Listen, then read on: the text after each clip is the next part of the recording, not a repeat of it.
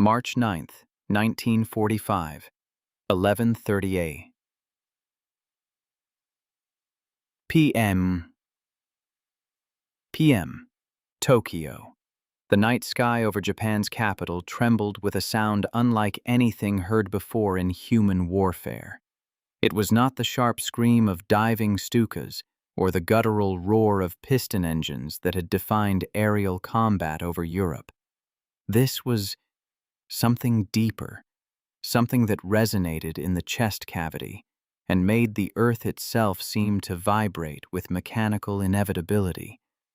Across the darkened city, air raid sirens wailed their futile warnings as civilians pressed themselves into shelters, their faces turned upward toward a darkness that had begun to glow with an unnatural, flickering orange light. Above them, at altitudes that made the winter air thin and bitter, flew formations of aircraft so massive that Japanese interceptor pilots, scrambling desperately into the night, could scarcely believe what their eyes reported. These were not the twin-engine bombers they had trained to engage. These were flying fortresses of American industry, each one carrying a payload of destruction that exceeded the entire bomb capacity of a dozen conventional raiders. The B-29 Superfortress had arrived over the home islands, and with it came a revelation that would shatter every assumption Japanese military strategists had made about the limits of American air power. 6 months earlier, Japanese intelligence officers had compiled their assessments of American bomber capabilities with a confidence born from years of aerial warfare across the Pacific. Their reports, circulated through Imperial General Headquarters, painted a picture of an enemy constrained by the same logistical realities that bound all air forces: limited range, modest payloads, vulnerable formations. The Americans had shown themselves capable of producing aircraft in staggering numbers, yes, but numbers alone could not overcome the tyranny of distance that separated American airbases from the Japanese mainland. Okinawa remained in Japanese hands. The Philippines were contested. The vast Pacific Ocean itself served as Japan's greatest defensive barrier, a moat of such enormous proportions that no bomber force, regardless of its size, could cross it with meaningful striking power intact. The mathematics seemed inescapable. To reach Tokyo from the Mariana Islands required a flight of over 1,500 miles each way, as no known bomber could carry a significant bomb load across such distances, not while maintaining the fuel reserves necessary for combat operations, defensive maneuvers, and the return journey. Japanese fighter doctrine had been built around this assumption, training pilots to intercept bombers at medium altitudes where oxygen was still abundant and engine performance remained optimal. But the B-29 Superfortress was not a known bomber. It was a revolution in aviation engineering, an aircraft that existed at the bleeding edge of what American industrial capacity and scientific innovation could produce when driven by the absolute imperative of total war. In the design offices of Boeing Aircraft Company, the engineers had been given a mandate that seemed to defy physical possibility: create a bomber capable of striking Japan from bases that might be established anywhere in the vast Pacific theater, carrying enough ordnance to make each mission strategically significant, and doing so at altitudes that would render it nearly immune to existing Japanese defenses. The result was an aircraft so advanced that it incorporated technologies not yet present in any other production airplane in the world. Pressurized crew compartments allowing operation at altitudes exceeding 30,000 feet. Remote-controlled defensive gun turrets coordinated by an analog computer fire control system. Wright R3350. Duplex Cyclone engines, each producing 2,200 horsepower, driving the largest propellers ever fitted to a production aircraft. And most remarkably, a gross takeoff weight of 140,000 pounds, more than twice that of the B-17 Flying Fortress that had earned fame over Europe. The first Japanese pilots to encounter the B-29 in combat reported their experiences with a mixture of disbelief and barely concealed alarm. Captain Ryoji Ohara, flying a Nakajima Ki 84 Hayate fighter on November 24, 1944, during one of the earliest B-29 raids against Tokyo, transmitted a message that would be preserved in Japanese military archives. Enemy bomber formations at 9,000 meters. Aircraft are enormous, larger than any bomber observed in training materials. Standard approach vectors ineffective due to extreme altitude. Defensive fire is intense and coordinated. Ohara survived that engagement, one of the fortunate few, but his aircraft returned to base with 17 separate bullet holes from the B-29's computer-aimed defensive weapons. In his debriefing, he told intelligence officers something that contradicted everything in their tactical manuals. The American bombers had maintained formation integrity throughout his attack, had not taken evasive action, and had continued on their bombing run with what he described as mechanical indifference to the presence of Japanese fighters. It was as though the Americans had created a bomber that simply did not need to acknowledge the existence of interception. The payload capacity of the B-29 represented an escalation in destructive potential that Japanese military planners had simply not prepared for because they had not believed it possible.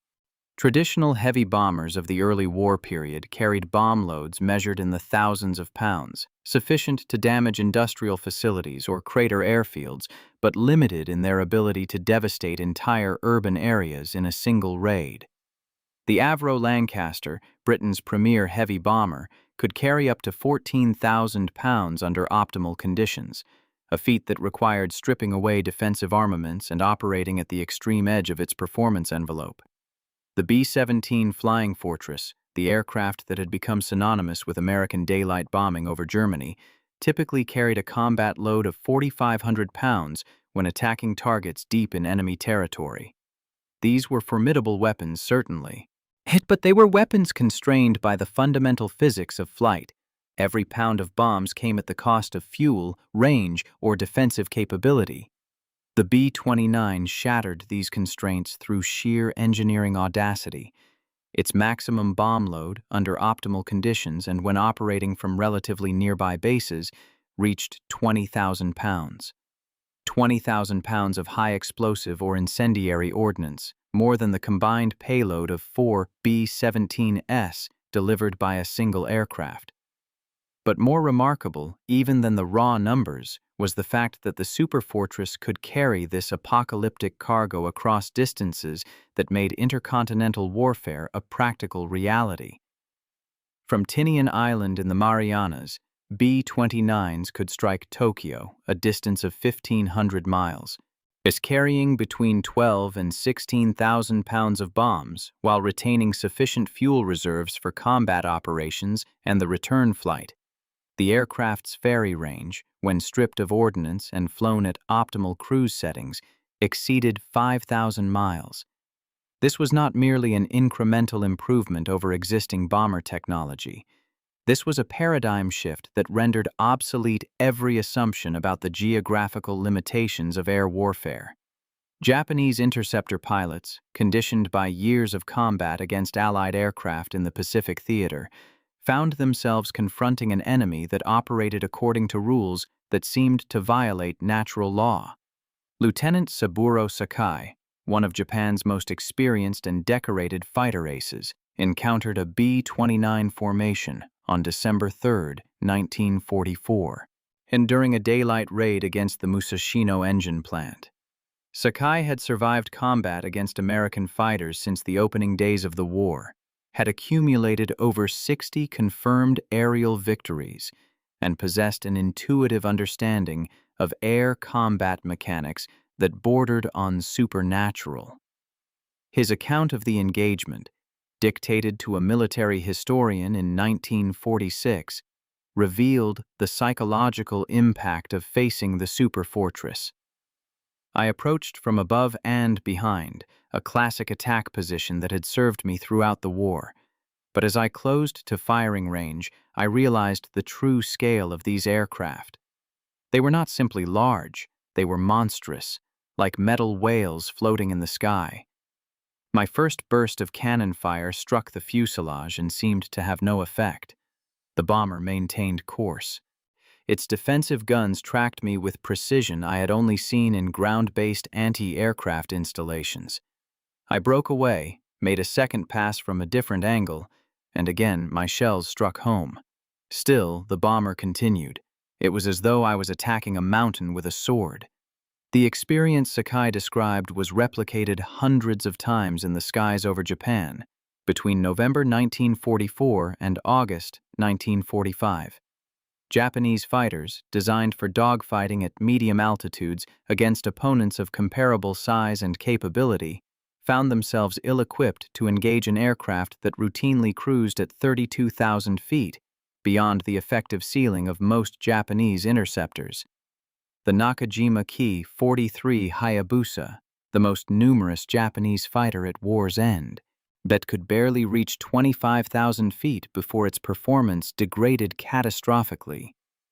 The more capable Kawasaki Ki-61 Hien struggled to 33,000 feet, but at that altitude its handling became sluggish, its rate of climb nearly zero, leaving pilots vulnerable and exhausted from the oxygen-starved environment. Even the late-war Mitsubishi J-2M Raiden, designed specifically for high-altitude interception, found itself pushed to its absolute limits when attempting to engage B-29 formations that flew at the very edge of the stratosphere. But altitude alone was not the Superfortress's only defense. The aircraft bristled with defensive armament that represented another quantum leap in bomber self-defense capabilities. 12 Browning EM-250 caliber machine guns, and arranged in 4 remote-controlled turrets and a tail gunner position, created overlapping fields of fire that covered virtually every approach vector. The Central Fire Control System, an analog computer manufactured by General Electric, allowed any gunner to take control of any turret, directing concentrated fire against attacking fighters with a coordination impossible in manually aimed installations. Japanese pilots quickly learned that the traditional stern attack, approaching from directly behind where earlier bombers had possessed blind spots, was suicidal against the B-29. The tail gunner position, armed with 250 caliber guns and a 20mm cannon, commanded a clear field of fire, and the computer fire control ensured that rounds arrived with devastating accuracy. Lieutenant Isamu Sasaki, he flying a Kawasaki Ki-100 during a March 1945 interception, recorded his tactical observations in a report that circulated among remaining fighter units. Standard attack doctrine is ineffective. Rear approaches result in immediate and accurate defensive fire. Beam attacks from altitude allow only brief firing windows before bomber formations adjust. Frontal attacks require closing speeds that leave insufficient time for accurate shooting, and diving away beneath the formation exposes our aircraft to fire from ventral turrets. We are reduced to making single passes, hoping to inflict damage, then disengaging before defensive fire destroys us. It is not combat. It is suicide with the illusion of purpose. The bomb loads carried by these flying fortresses transformed the nature of strategic warfare against the Japanese home islands. Yet early B-29 raids, conducted from bases in China and later from the newly captured Mariana Islands, focused on precision daylight bombing of industrial targets, following the doctrine that had been developed over Germany. General Haywood Hansell, initially commanding 21st Bomber Command, believed that the destruction of Japan's aircraft engine factories, oil refineries, and steel production facilities would cripple the nation's ability to continue the war. But the results of these early precision raids proved disappointing. Japan's industrial infrastructure, unlike Germany's, was dispersed throughout urban areas in thousands of small workshops and cottage industries. Cloud cover over the Japanese islands frequently exceeded 50%, making visual bombing impossible. The extreme altitudes required for B-29 operations, while providing safety from interception, also degraded bombing accuracy. High-altitude winds over Japan, including the jet stream whose existence was only dimly understood by American meteorologists, pushed bombs off target and created navigation challenges that no amount of training could fully overcome. In March 1945, Major General Curtis LeMay assumed command of 21st Bomber Command and implemented a tactical revolution that would make the B-29's enormous payload capacity the centerpiece of a new strategy.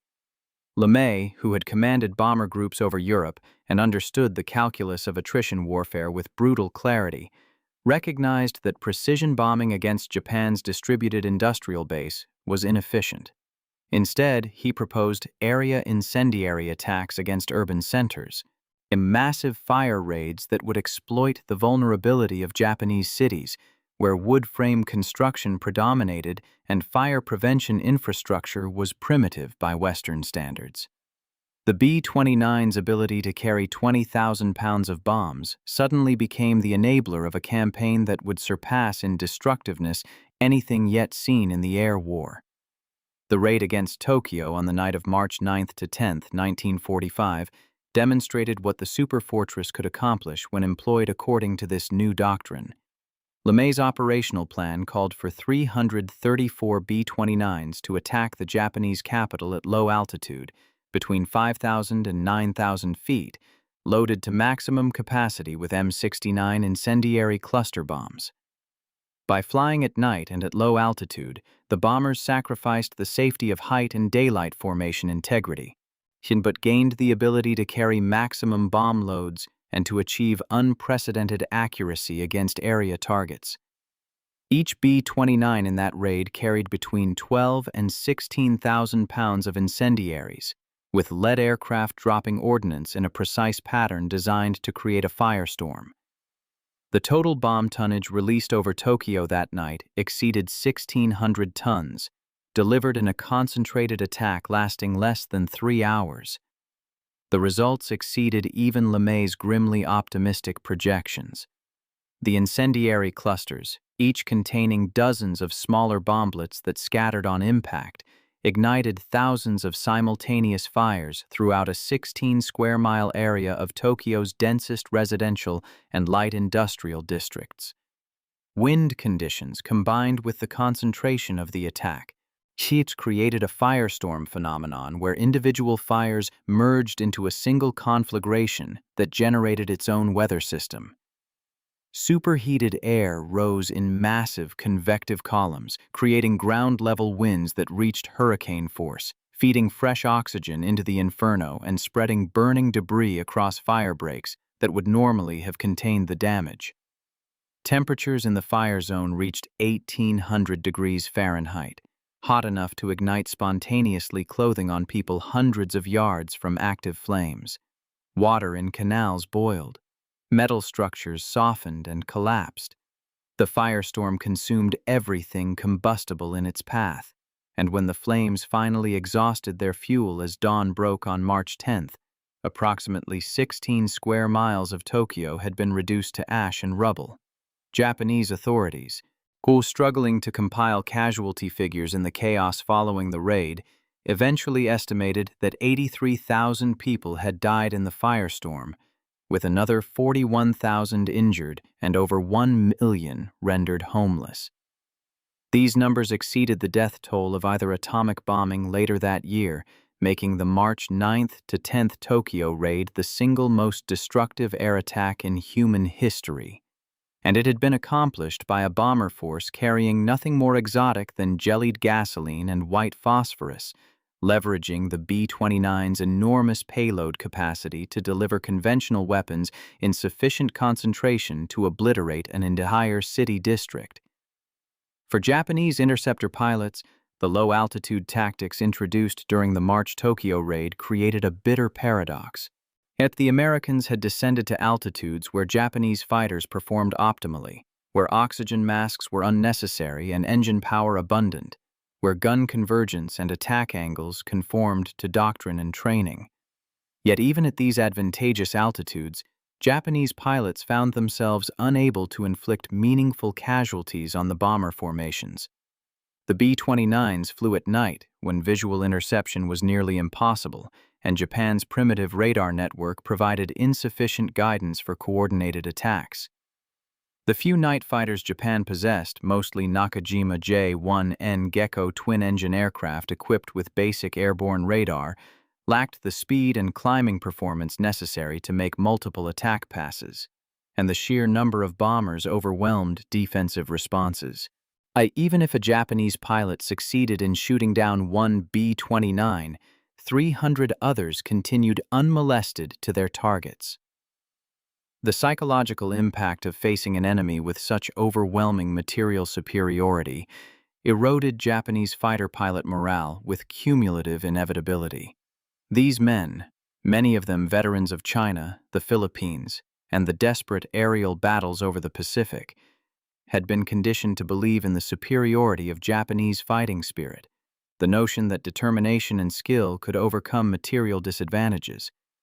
They had watched American aircraft improve throughout the war, had adapted their tactics to account for better armed and better armored opponents, had accepted heavy casualties as the necessary price of defending the homeland. But the B-29 represented something qualitatively different from incremental improvements in enemy capabilities. It was proof, delivered in 20,000-pound increments, that American industrial power had reached a scale that made Japanese resistance mathematically futile. Flight Petty Officer Ryoji Ohara, who survived his first B-29 encounter in November 1944, flew interceptor missions throughout the spring of 1945 as LeMay's fire raids systematically destroyed Japan's major cities. His diary, recovered after the war, documented the psychological trajectory of a pilot watching his nation's defenses crumble. April 13th. Nagoya burned last night. We scrambled 8 fighters. 2 did not return. The bombers continued. April 15th. Kobe is burning. I made 3 attack passes. I believe I struck 1 bomber. It did not fall. My aircraft sustained damage. We are losing.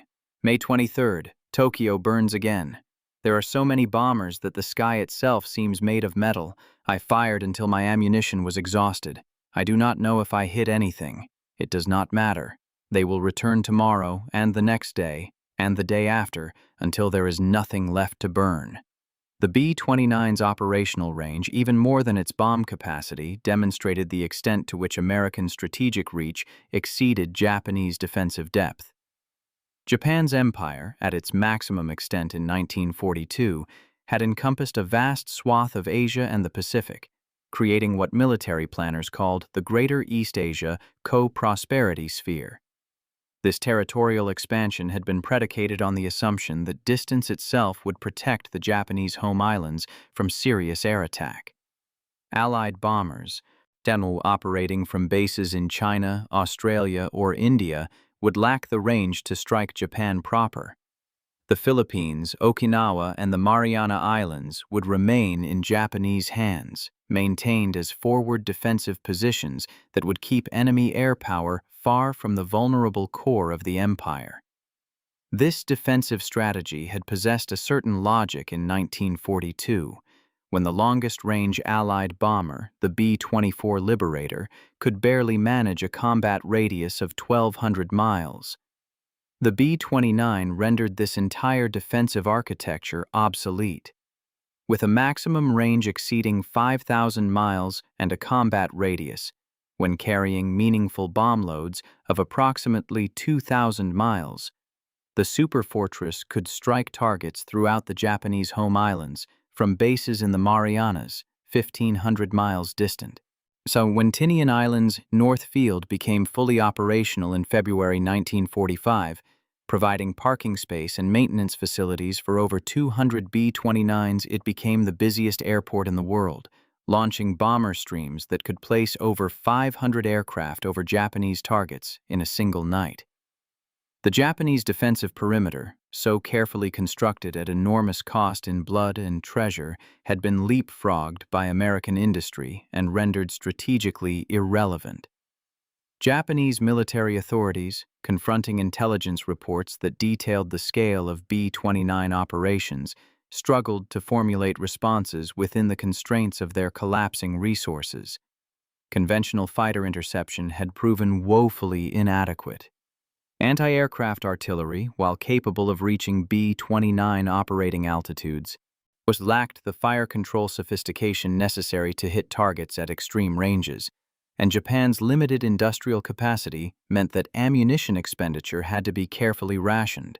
Searchlights proved nearly useless against high-altitude formations, and the nascent Japanese radar network, primitive by Western standards, provided insufficient early warning for effective interception.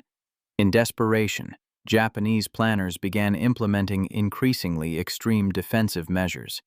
The Ramming Attack Tactics Unit, known colloquially as Shinton, formalized the deliberate use of aircraft as guided missiles. Pilots volunteered or were ordered to ram their fighters into B-29s after exhausting ammunition, a kamikaze tactic applied to air defense rather than naval warfare. Between April and August 1945, documented ramming attacks destroyed or damaged dozens of superfortresses, but at a casualty rate that was unsustainable even by the desperate standards of late-war Japan. For every B-29 brought down by ramming, Japan lost an irreplaceable trained pilot and an aircraft that could have flown multiple missions if expended more rationally. The tactic achieved nothing except to demonstrate that Japanese courage, however extraordinary, could not substitute for the industrial capacity to produce weapons comparable to those fielded by the enemy. More sophisticated responses proved equally futile. The Nakajima Kika, Japan's first jet aircraft, promised performance that might allow interception of high-altitude B-29 formations, but by the time prototype testing began in August 1945, it was far too late. Yes, the aircraft never flew an operational mission. Rocket-powered interceptors, including the Mitsubishi J-8M Shusui, a licensed copy of the German Me-163 Comet, offered extreme rate of climb and dash speed, but their endurance measured in minutes, making them impractical for defending against raids by hundreds of bombers arriving over extended periods. Japan's technical capacity to develop advanced weapons had not disappeared, but the time required to move from prototypes to operational production exceeded the time remaining before national collapse.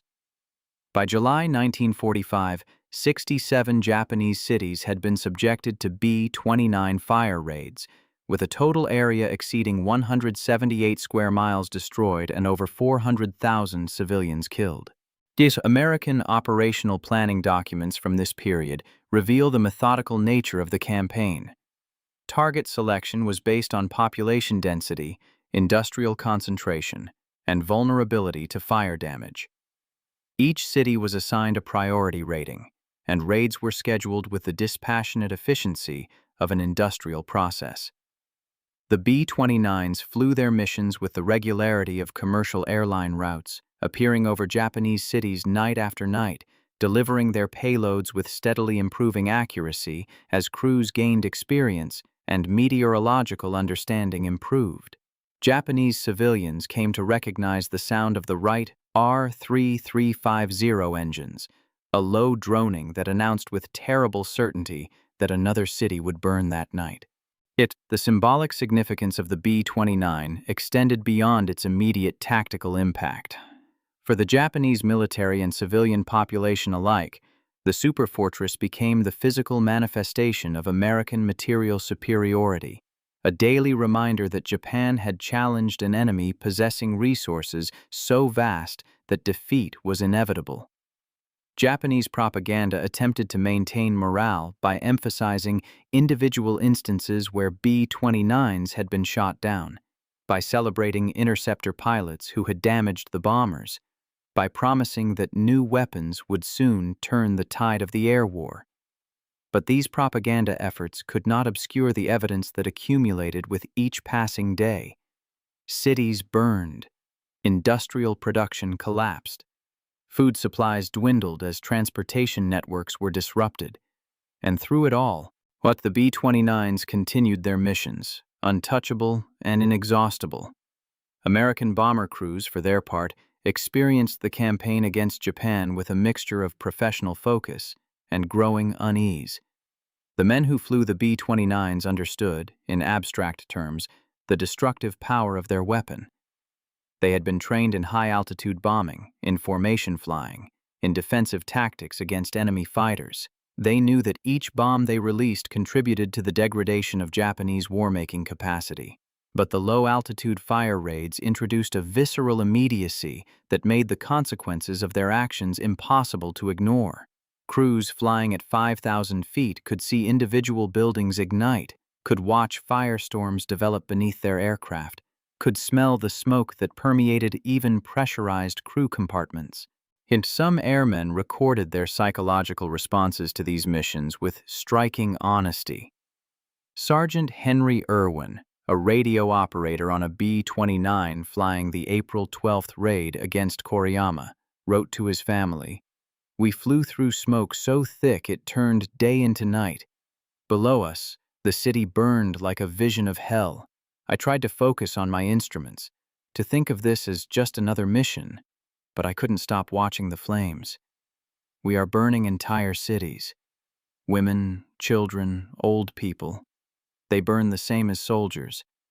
I tell myself this is necessary, that it will end the war, that it will save American lives when we invade. I believe those things, but I also dream about the fires."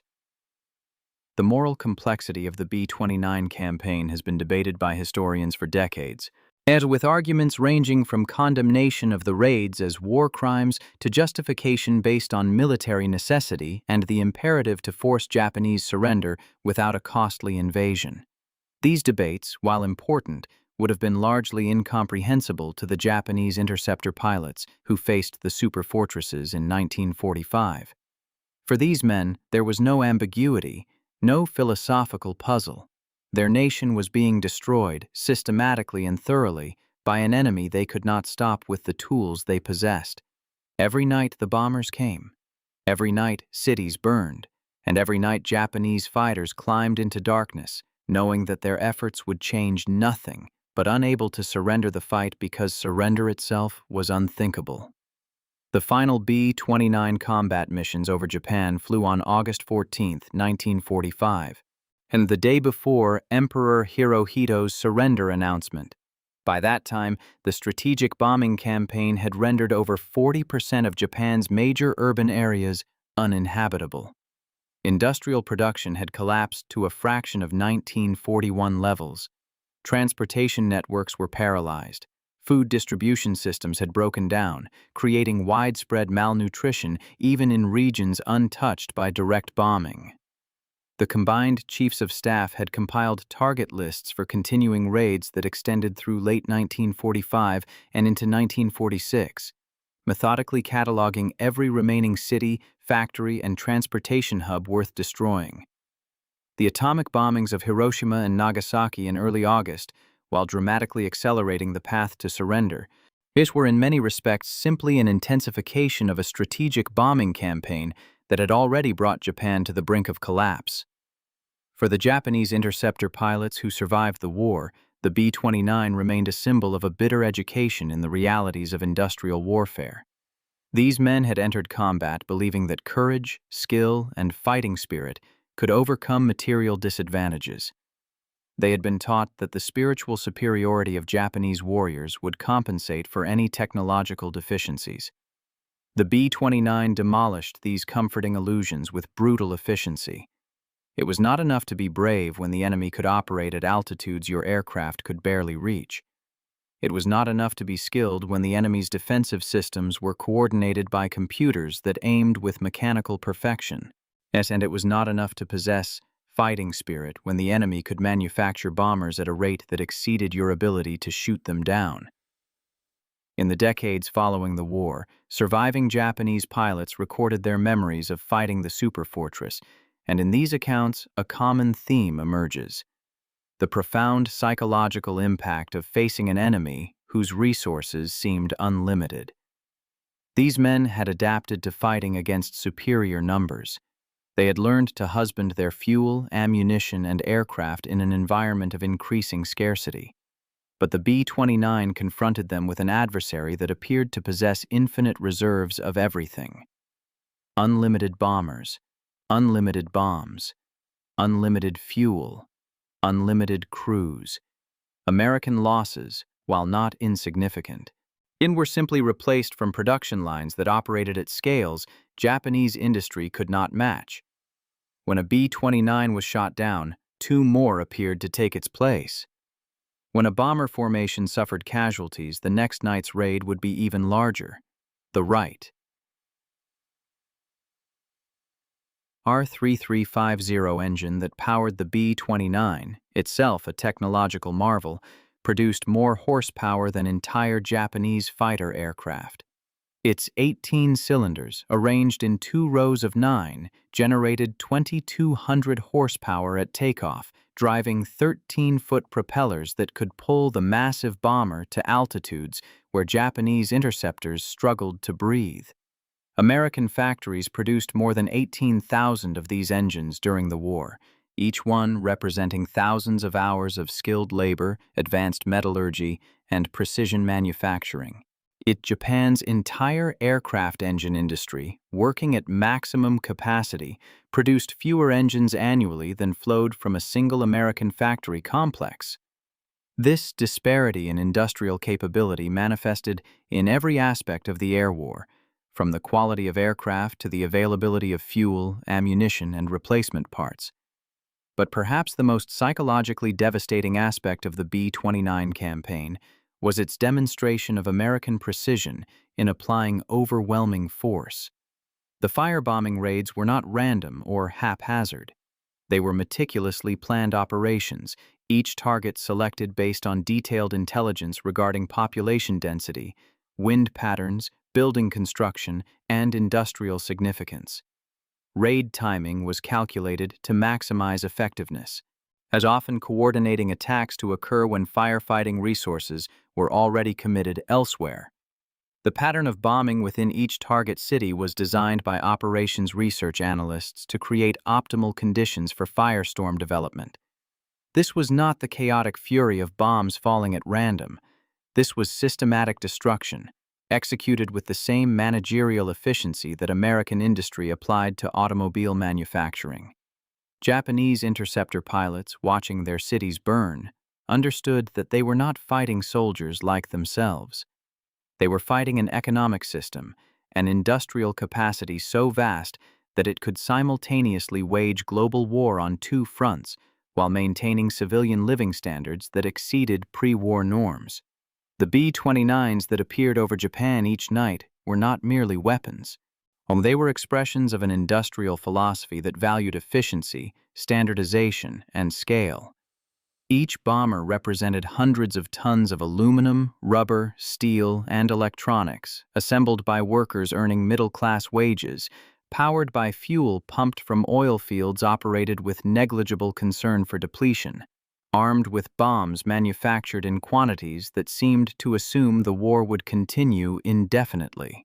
The kamikaze phenomenon, often presented as evidence of uniquely Japanese fanaticism, can be understood in part as a response to this overwhelming material disparity. When conventional tactics proved insufficient, when training and skill no longer offered hope of victory, deliberate self-sacrifice became the only remaining option that preserved the honor while acknowledging the impossibility of military success. Some Japanese pilots who chose to ram their fighters into B-29s were not irrational.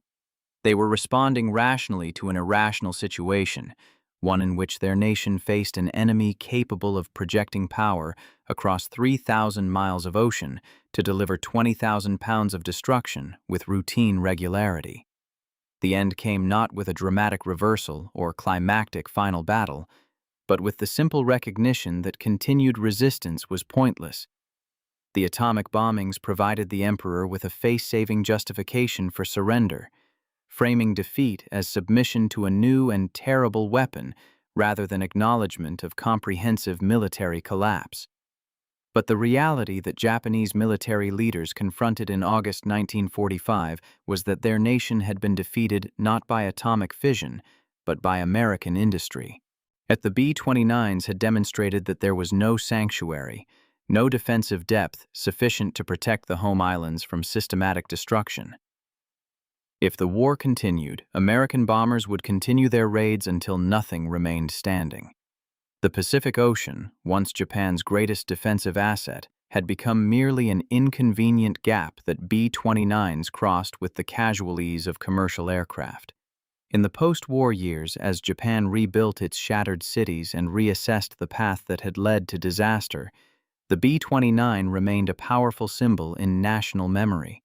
Survivors of the fire raids remembered the sound of those engines, the orange glow of firestorms, the helpless terror of facing destruction that arrived from the sky without warning or mercy. For the interceptor pilots who had fought the Superfortresses and lived, the aircraft represented both the instrument of their defeat and the lesson of their education. They had learned at tremendous cost that modern warfare was not decided by courage or spirit, but by industrial capacity, technological sophistication, and the ability to project power across global distances. The B-29 Superfortress flew its last combat missions in 1954, during the closing stages of the Korean War, replaced by jet-powered successors that could fly higher, faster, and farther still. But its legacy endured as proof that American engineering and industry could create weapons that redefined the possibilities of warfare. It demonstrated that distance, once humanity's greatest defense against destruction, could be overcome by sufficiently advanced technology married to sufficient industrial will. And it taught a generation of Japanese pilots and civilians a lesson that shaped their nation's post-war trajectory. That military confrontation with an adversary possessing overwhelming material superiority was not merely unwinnable, but suicidal. The bombers' empty hardpoints, after releasing their payloads over burning cities, represented more than the absence of ordnance. They symbolized the capacity for renewal, the ability of American industry to refill those bomb bays tomorrow and the day after, to continue operations indefinitely without exhaustion. Japanese interceptor pilots, struggling to conserve their dwindling ammunition and fuel, understood this disparity with bitter clarity. They fought knowing they could not win, could only delay, could only die with honor while their nation burned beneath them. And so the B-29 Superfortress, with its 20,000-pound bomb load and 3,000-mile range, became the flying embodiment of a truth that Japanese military leaders had refused to accept in 1941, that material resources, properly organized and deployed, would ultimately determine the outcome of industrial warfare. The aircraft's crews, most of them young men in their early 20s, did not fully comprehend the historical significance of the weapon they operated. They focused on survival, on completing their assigned missions, on returning safely to Tinian or Saipan. But the missions they flew, the bombs they dropped, the cities they burned, these actions demonstrated with mathematical finality that the Pacific War's outcome had never been in doubt once American industry achieved full mobilization. The interceptor pilots who climbed into their cockpits night after night, knowing they faced an enemy they could not defeat, earned a terrible wisdom through their sacrifice. They learned that dedication and skill were not enough, that spiritual strength could not overcome material weakness, that fighting spirit could not substitute for the capacity to produce weapons in sufficient quantity and quality to match one's adversary. It was a lesson written in fire across the skies of Japan, delivered by bombers that flew with the inexorable regularity of industrial process, carrying payloads that exceeded anything previously imagined in the history of aerial warfare. The B-29s have long since been retired, preserved in museums as relics of a particular moment in technological history. But the principle they embodied is that of overwhelming force projected across impossible distances through advanced technology and industrial capacity remains central to American military doctrine. The Superfortress was not merely an aircraft. It was a statement, a declaration that the nation which produced it possessed resources so vast that resistance was futile. For the Japanese pilots who fought against it, this was perhaps the cruelest lesson of all, that their bravery, their sacrifice, their determination to defend their homeland, all of it was rendered meaningless by an enemy who could simply manufacture victory through the systematic application of industrial superiority. The sound of those Wright R-3350 engines droning through the night sky over burning cities became the soundtrack of Japan's defeat. And in that sound, shut in the remorseless mechanical rhythm of the B-29's approach, lay a truth about modern warfare that would shape the remainder of the 20th century. The technology and industry, more than courage or tactics, would determine which nations survived and which nations burned.